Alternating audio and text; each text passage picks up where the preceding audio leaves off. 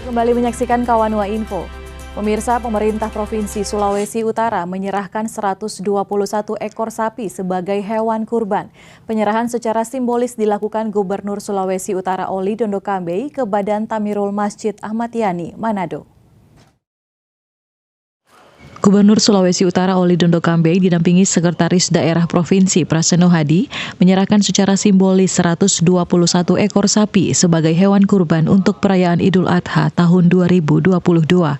Dari 121 ekor sapi, 1 diantaranya adalah sapi bantuan Presiden, sementara 81 lainnya merupakan bantuan dari Gubernur Oli Dondo Kambe dan Wakil Gubernur Stephen Kando. 30 ekor sapi bersumber dari APBD dan 9 ekor sapi lainnya berasal dari ASN Muslim di lingkungan pemerintahan Provinsi Sulawesi Utara.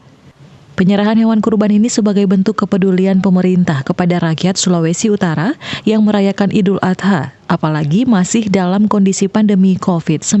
Walaupun dalam suasana pandemi, tentunya banyak masyarakat perlu bantuan perhatian dari pemerintah di tengah-tengah hari raya Idul Adha ini. Untuk sapi bantuan Presiden diserahkan ke salah satu masjid di Kabupaten Kepulauan Sangihe, sedangkan sapi lainnya disebar ke lebih dari 100 masjid yang ada di Sulawesi Utara. Paul Baule melaporkan untuk Kawanua TV.